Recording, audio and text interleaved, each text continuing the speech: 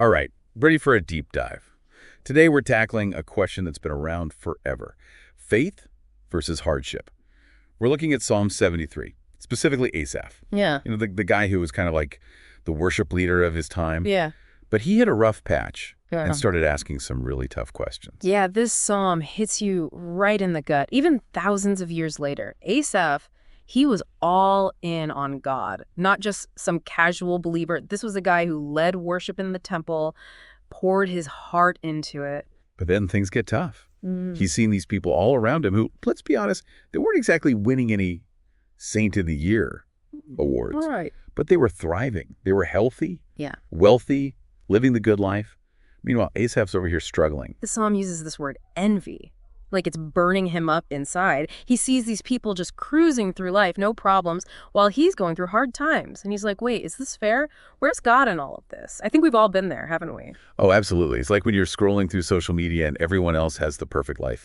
Yeah. They get the promotion, the amazing vacation, the kids who pose perfectly for pictures, and you're over here just trying to keep your houseplants alive. It's that human struggle that Asaph captures so well. He doesn't shy away from the messy emotions, the doubt, the frustration, that feeling that maybe God isn't playing fair. So true. Yeah. Okay, but here's the part that always gets me. The excerpt says that everything changed for Asaph when he entered the sanctuary of God. So what's that all about? Was it literally about going to the temple, or is there something more to it? I think it's both, really. I mean, Asaph was a Levite, so going to the sanctuary, that was part of his daily life. But it also points to something we can all do, no matter what our beliefs are. It's about creating a space, kind of like a mental and spiritual shift, where you intentionally move your focus from the problems to God. So it's like hitting pause on the chaos, the noise of the world, the things that are making you feel envious or stressed, and then kind of tuning into something bigger. Exactly. You step out of the comparison game and into a space where you can reconnect with what really matters. The psalm doesn't say exactly how in the middle of his turmoil. And that choice, that shift in perspective, is what sets the stage for everything that follows.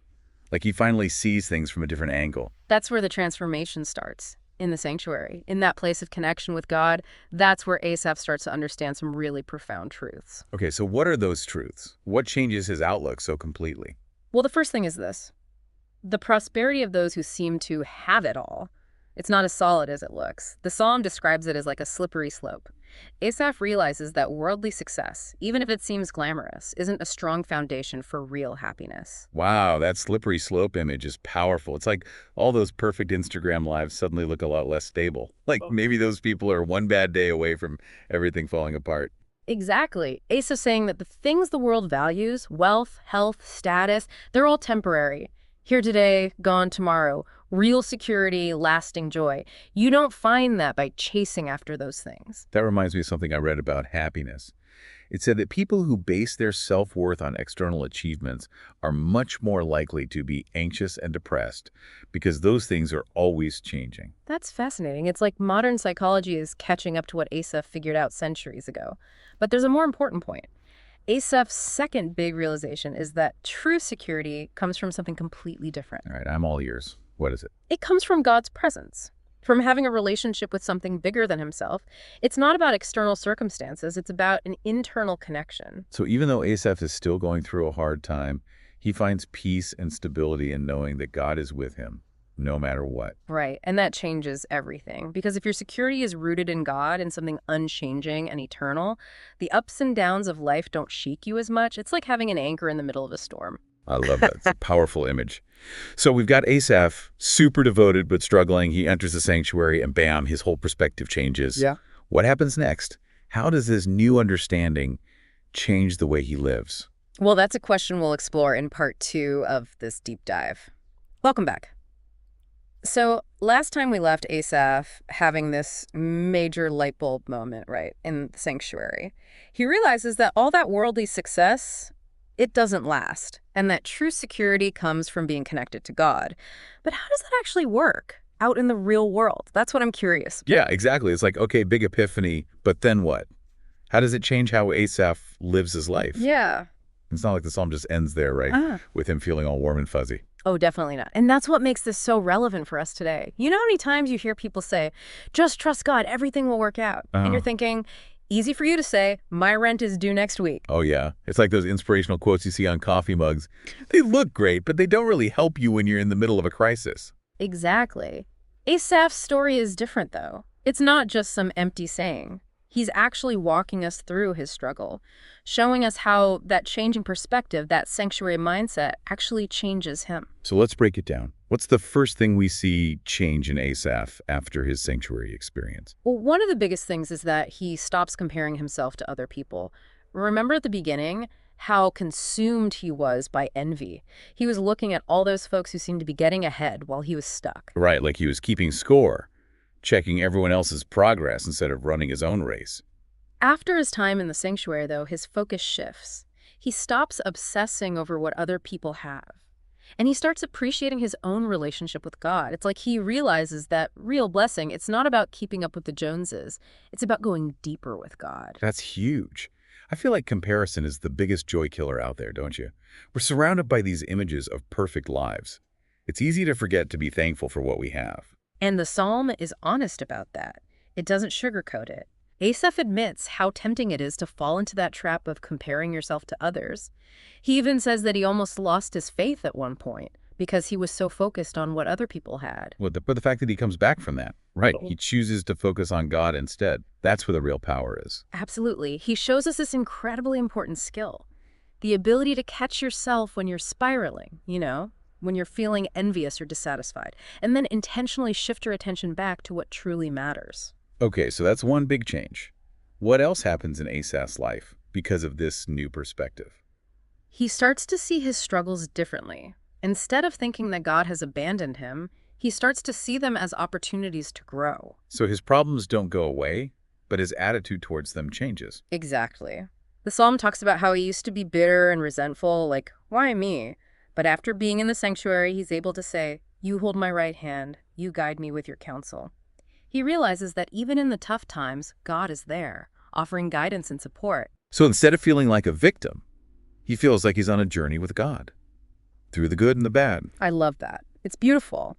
He develops this trust that even when he doesn't understand what's happening, God is working things out for his good. That's a big shift, to go from feeling abandoned to feeling guided, even when things are tough. It is, and I think it's a shift that we can all make. It's not about pretending hardship doesn't exist or that it's easy to deal with.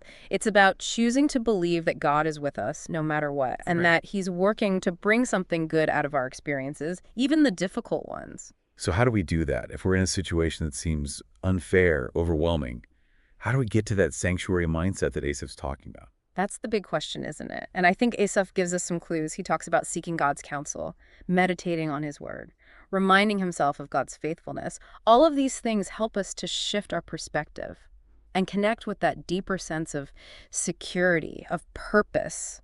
So it's not about passively waiting for things to get better. It's about actively engaging with our faith, even when it's hard. Absolutely. And this is where the idea of the sanctuary becomes so powerful. For Asaph, it was a physical act. He went to a specific place to pray, to connect with God. But for us, it might look different. Right. It could be finding a quiet spot in your home to pray or meditate. Maybe it's going for a walk in nature and being awestruck by God's creation. Could be listening to music that lifts you up or reading inspiring stories. It's about intentionally creating those spaces, physical and mental, where you can step away from the distractions and reconnect with your faith. It's about those sanctuary moments, as we called them earlier, building them into your everyday life. I love that sanctuary moments because it doesn't have to be this big elaborate thing, just little pockets of time, a space where you can refocus, quiet your mind, remind yourself of what really matters. It seems like what Asaph's saying is that true blessing isn't about what happens to us. It's about how we respond to it. That's a great way to put it. And it leads us to the final and maybe the most challenging part of Asaph's journey. He doesn't just change his perspective, he actually changes his behavior. Okay, tell me more. What does that look like? Well, that's what we'll explore in the last part of this deep dive. Welcome back to the final part of our deep dive, Psalm 73. It's been quite a journey with Asaph, right? From envy and frustration to finding that peace in God's presence. It has. And remember, we've been talking about how that change in perspective, that sanctuary moment, it's not just about feeling better, it's about actually changing the way we live. Right, exactly. And we left off with Asaph not only changing his attitude, but his actions too. What kind of changes are we talking about here? Well, the psalm doesn't give us like a step-by-step guide or anything, but it does hint at some really big shifts.